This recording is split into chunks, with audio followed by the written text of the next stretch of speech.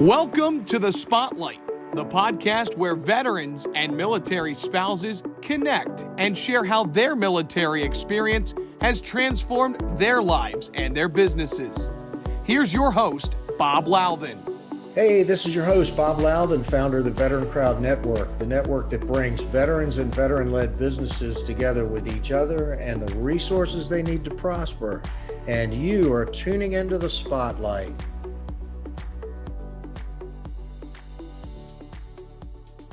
Hey everybody, welcome to the Spotlight on the VeteranCrowd Network. This is your host, Bob Louthan, welcoming today Mark Delaney of the Veteran Semi-Professional. Mark, welcome to the program. We're going to be talking about a lot of things today. How are you? I'm doing well, Bob. How are you today? I'm doing great. So, let's dive right in. The first question I've got is, let's talk about your why. Why did you set up this thing? What was going on? What was the genesis of all this stuff? Yeah, great question. So I was getting out of the Army in end of 2019, and for a variety of reasons, that was the right option for me. I'm totally okay with that decision. It was definitely the right move for myself. But as I was going through the transition process, I had a lot of questions that weren't getting answered, and I found myself kind of scrambling all around the place to find resources like how to write a resume and how to network and, what do I need to do to apply to these kind of schools? And like, what are these jobs like and all this? And I just wasn't finding a centralized location where this is all put. And I kind of put, my frustrations into three main buckets. The first is that there are a gazillion different veteran resources out there from, nonprofits and for-profits. And there is so much. A lot of noise. It's a lot of noise. And for someone kind of new to it, it can be completely overwhelming. And I have found that, working with a number of different organizations and kind of seeing what they provide and value, that some of them, there's some really excellent organizations out there that do some fantastic work in helping veterans transition back out into civilian life. Then there are a bunch that do, provide kind of semi-value. And then there's a lot out there that honestly, I think are just kind of eating up donation and grant dollars and don't really do a whole lot. But it all gets kind of lost in the noise together. Okay. The second thing that I felt was, there's a lot of emphasis on, helping especially junior enlisted, go into undergraduate programs. And that's incredibly needed. I mean, like when you look at the overwhelming, the volume of people that are getting out of the military, that's who it is. And so that's who the program, it's kind of who a lot of the transition advice and organization is geared towards. But I also know there's a lot of veterans, both officers and enlisted alike, who are getting out and are now prime candidates for graduate school. They either, came into the military with an undergraduate degree, or, I've talked to lots of people who, earned theirs along the way, during FTXs and deployments and all kinds of stuff.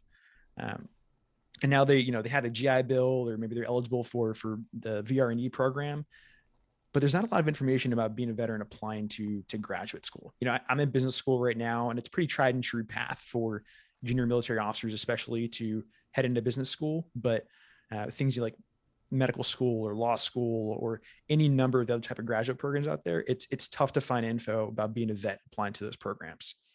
And then you're at the Darden School, which has, it's kind of a yellow ribbon school. So these schools are actually trying to do a good job of it. But your point is that the military doesn't get on the opposite end of it. Right. I'll provide an example. I remember when I was going through the TAP program, I did kind of like an ATM machine right there. It's just TAP, it's Transition Assistance Program. Right. As I was going through that, I told them, hey, I wanted to go to graduate school. And so I signed up for the education track. So they sent me to this 2-day education workshop. And I think I was the only officer in the room. And I remember sitting in the first session, and they're like, hey, they kind of explained what was going on that afternoon. And I was like, okay, this is directly not applicable to me at all, because this is for kind of undergraduate stuff, not graduate stuff. So like, okay, I'll come back tomorrow. I came back tomorrow. Stop you right there before we go. I've got one little story about TAP. Recently they re-engineered the TAP program. And so I went and saw this presentation, and they gave about 15 minutes of all of the things they're doing and how they were changing and improving the program. I raised my hand. I said, I have a question. How much input did you get from the private sector on this? None. I mean, it's, novel concept, but when you're marketing a product, you might want to talk to the customer, right? Right. So, the TAP program is, anyway, I'm sorry to interrupt, but I've got some questions about the TAP program. Oh yeah, I would love to dig into that. So yeah, and then this workshop just wasn't really geared towards people who are trying to go for a graduate education.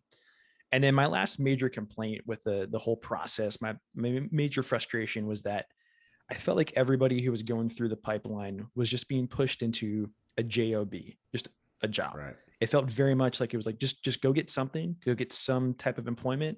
It doesn't matter if it's fulfilling to you, or if it's good for you and your family. We just want you to get something. I call it stovepiping. Yeah, yeah. And I just know that myself and the other people that I've served with, we have so much more to offer than that, and we have so much more potential than just getting a job, just a job job. We can do so much more for ourselves, for the private sector, and for our country than that. And so I wanted to try and work my emphasis to try and create, the Veteran Pro and then the Veteran Semi-Professional podcast was to address those three frustrations. Talk a second about the Skill Bridge program, because I kind of think that maybe is the better of the two programs. A lot of people know what Skill Bridge is, but talk about your experience with that. Yeah. So I'll provide a brief overview of the Skill Bridge program. So essentially what it is, during your last 180 days in the military. So right now it's just open to people on active duty, but there's some legislation that's currently in the process to potentially open it up to reservists and guards as well. But it's currently just for active duty. Your last 180 days on active duty, you can go work for a regular company. Okay. Now, what does that mean? That means that the military is still paying you and providing your pay and benefits. And then that company is getting to what I say is, test drive you for a while. Mm-hmm. So they're getting the benefit of, they're taking a little bit of risk because maybe you don't have, the direct skills or expertise for their industry, but they're also getting you for free because, right. The military is still paying your salary. And so this becomes a great opportunity for them to train you and provide you, that kind of foot into the door into your first job in the civilian world. So I personally worked at a small tech startup in Durham, North Carolina. So I was stationed at Fort Bragg. It was about 2 hours away. And it was an awesome opportunity for a number of reasons. One, the company that I was working with, I was literally the second person on the team. So we didn't have a whole lot of money. And so it worked out very well financially for them to just kind of get some help in there. Additionally, I got exposed to so many different tools that are out there in the business world, used to working in a type of civilian environment. And the biggest thing that I think about it was it helped me start to shed that military identity and start adopting the identity of being, I'm no longer, Captain Delaney, I'm just Mark now. And then I'm ready to enter into the civilian workspace. And so the mental transition piece there was probably the biggest takeaway that I got from the Skill Bridge program. And I'll go back to TAP for a second. I think there's a tendency to steer, the junior enlisted folks based on their MOS into certain categories. And I think the big thing that we miss there, and I think the thing that employers recognize, is that, I'm getting a young person with a lot of maturity. They gained a whole lot of, I'll call it soft skills in the military, but it's teamwork, it's leadership capabilities, it's responsibility, it's accountability, it's a heightened sense of ethics, those kinds of things that kind of got baked into that person. Here you're getting you might be getting a kid that's 21, 22 years old that, is head and shoulders against their peers above. In a lot of these categories, it's just really good raw material. Am I right on that? I think you are, and everything that I have seen from research that has been done on this confirms that. I mean, there's two great reports I encourage anyone to go out there and read. One is done by LinkedIn, and the other is by ZipRecruiter, looking at veterans in the workplace, and they kind of consistently show that veterans tend to get promoted faster. They tend to be recognized by their employers as being some of the best employees they have. They tend to be faster going into leadership positions. So we like to talk about the soft skills, and a lot of people like want to support the troops and yellow ribbon tied around the tree and everything. But the numbers support it. And that when you put veterans into companies, they do well and the companies reap the benefits out of it. That's not just, empty platitudes. It works. Hey, Mark, what about the civilian military kind of divide that we talk about from time to time? I mean, I do feel like there are a lot of businesses out there that want to be or want to appear for marketing purposes to be veteran friendly, but I don't think they're really veteran ready. You understand the question I'm asking? I think so. So what I would encourage anyone, as you're looking for potential career opportunities and looking at companies that you're assessing of, do I want to work here? There's kind of some easy things you can look for to see, is this company veteran ready? This is an easier one to look for, especially at, larger organizations. You're not going to find it necessarily at like a smaller, medium-sized business, but do they have a veteran employee resource group? Okay.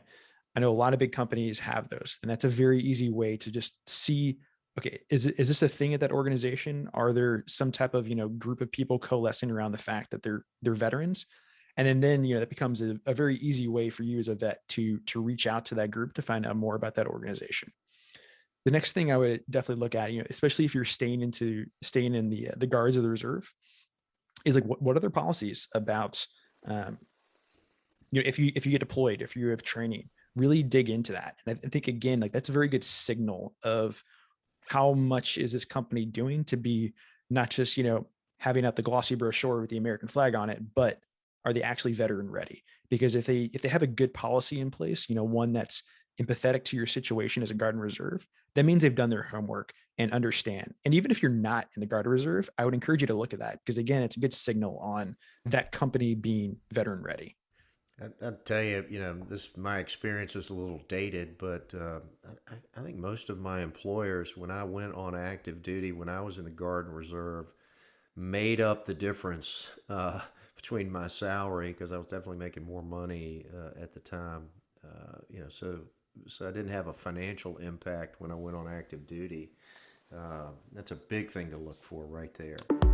Honor, duty, service.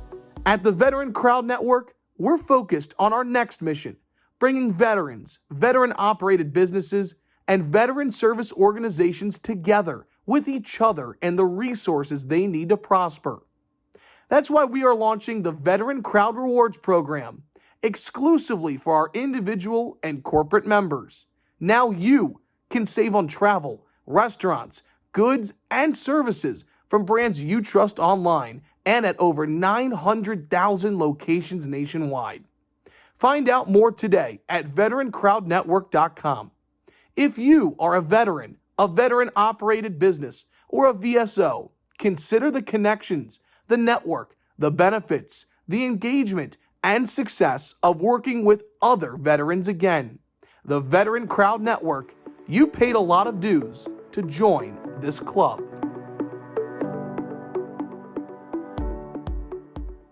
Hey, our guest is Mark Delaney, the founder of the Veteran Professional. Hey, Mark, let's talk about your two podcasts. I'm a podcaster. I still have a lot to learn. When I started this process, did my first podcast, I didn't know which end of the mic to hold, much less how to do one. I think I've learned a lot by trial and error.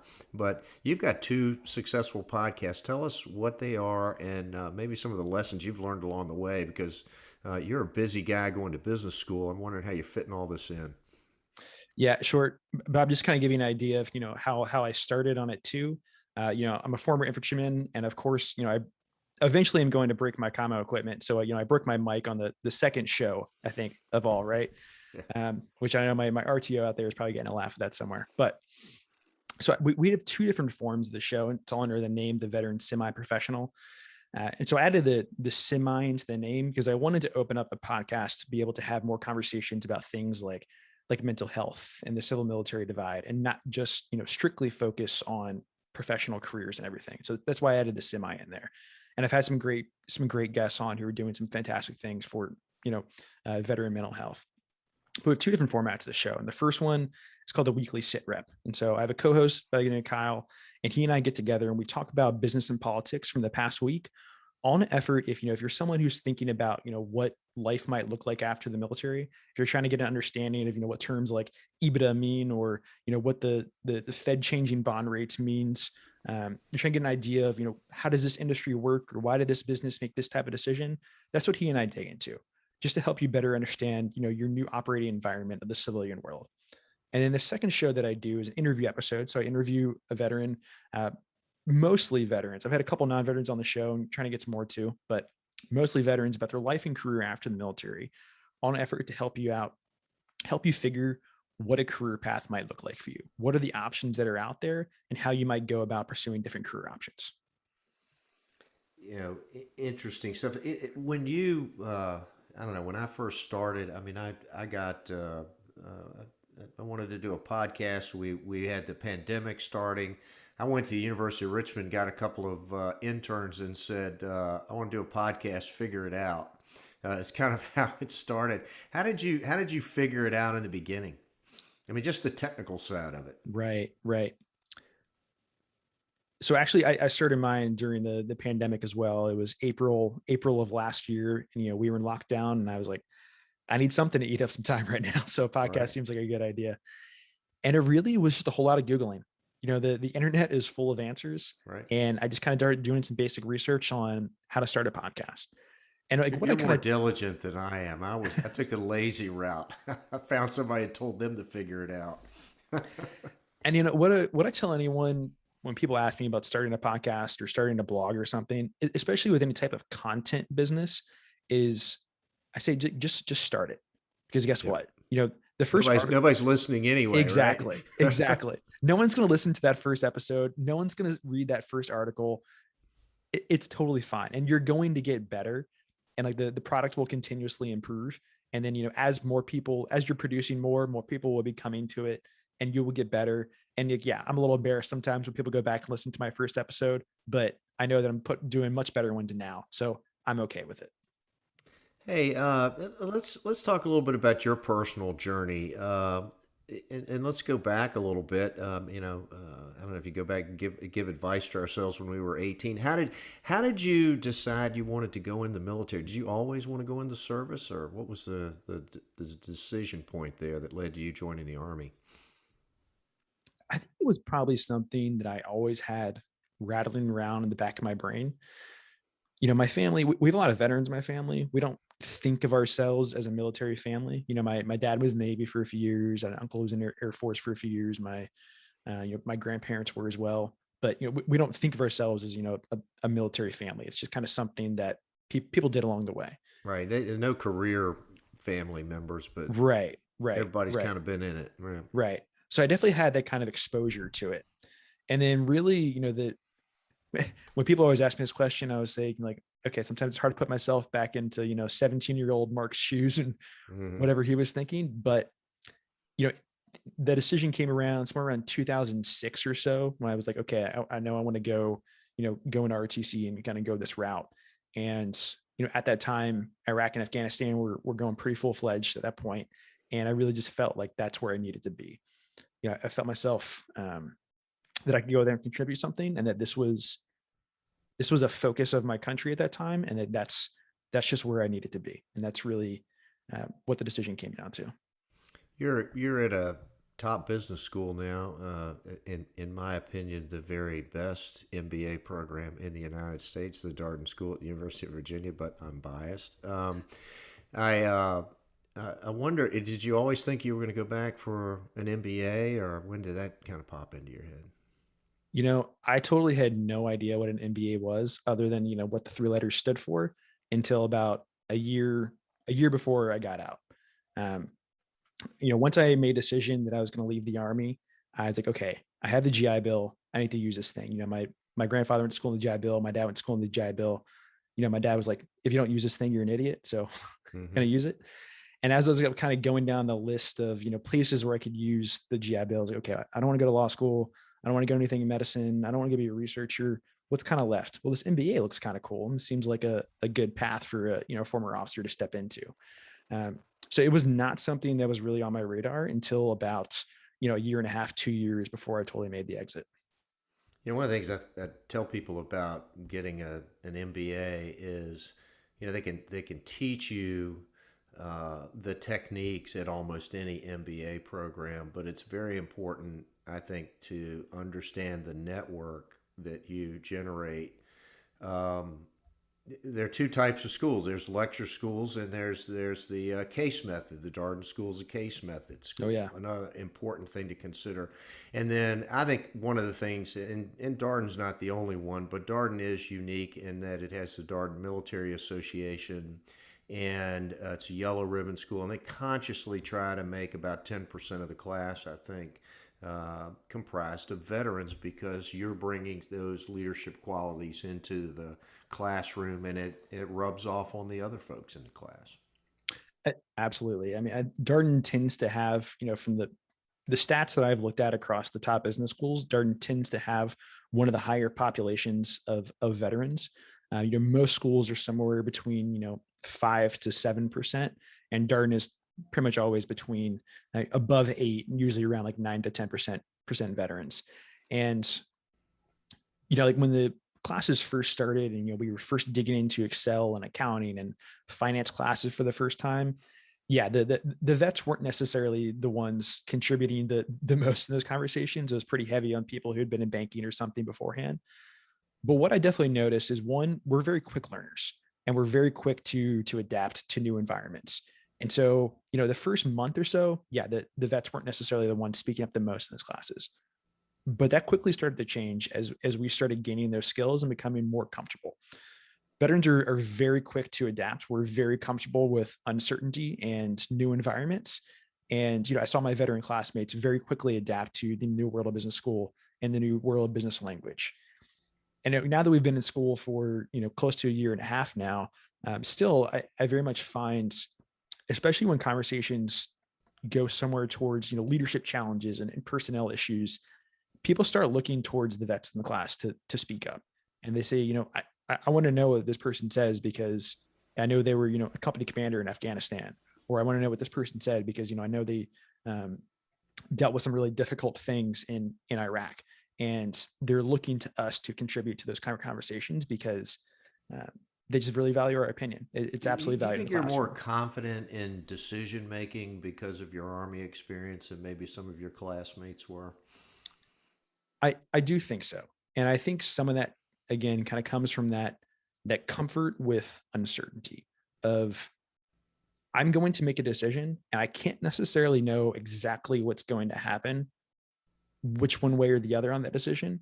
I can try and mitigate the risk as much as I possibly can. I can try and think through the scenarios, but I think I know I feel much more comfortable knowing that if I make a decision, I'm going to be able to adapt to it, and I'm going to be able to respond to whatever second or third order effects happen from that decision. And I'm comfortable with that level of uncertainty. Right. Have you thought about what you want to do when you get out of Darden yet? Yeah, I mean, this is high recruiting time right now. Believe it or not. Right, right. So I can't let out too much information. So I've gone a very different route, and I have not recruited a single day while I've been here at Darden. I'm currently working on a startup with a 4-person founding team, and it's somewhere in the tech space having to do with talent acquisition. And I'll just have to leave it at that because we're not quite ready to announce in full detail yet. But yeah, that's what I'm Well, working on. I tell you what, I'm going to be very interested to hear about that when you can pull the lid off of it and talk about it. Hey, uh, let me ask you another question. If you were going to give advice to someone transitioning out of the military, is there like one mistake that you just say you absolutely need to avoid? Is there just, don't waste your time on this, or something that kind of falls into that trap category that a lot of people tend to fall into? One mistake that I see some vets get out, and I think immediately want to pivot away from their veteran identity and their time in service. And there can be a lot of reasons for that. You know, it, but what I would encourage anyone to do is to lean into that network. I have found that the veteran network is absolutely extremely supportive and helpful always. Anytime I've reached out to someone asking for, a phone call, a bit of help, being a guest on the podcast, I've had very, very, very few no's. Everyone wants to contribute and people want to give back to the community. And so I just say, don't let that be a blind spot in your transition, and recognize that the veteran community is out there to help and support you. And it can absolutely be a resource in your post-military life. Last question. How do people catch up with and connect with Mark? And by the way, we'll put on the show notes all the handles and so forth, but how do you want them to reach out and get in touch with you? Yeah, sure. So first you can go check out the website, the VeteranCrowd.com. And then, whatever your podcast player, you can look up the Veteran Semi-Professional. And then if you want to reach out to me directly, you can reach out to me at mark@theveteranpro.com or find me on LinkedIn. And then across all the socials, it's at the Veteran Professional.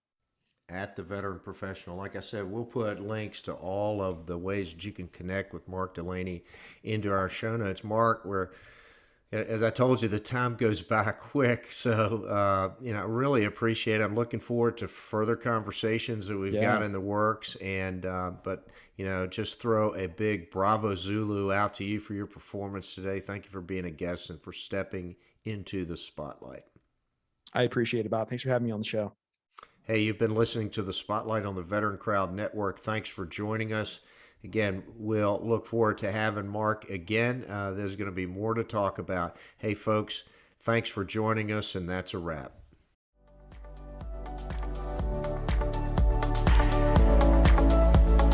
Thank you for listening to Spotlight by VeteranCrowd. We hope you enjoyed today's episode. For more information and uploads, please visit our website at VeteranCrowdNetwork.com. We'll see you next time.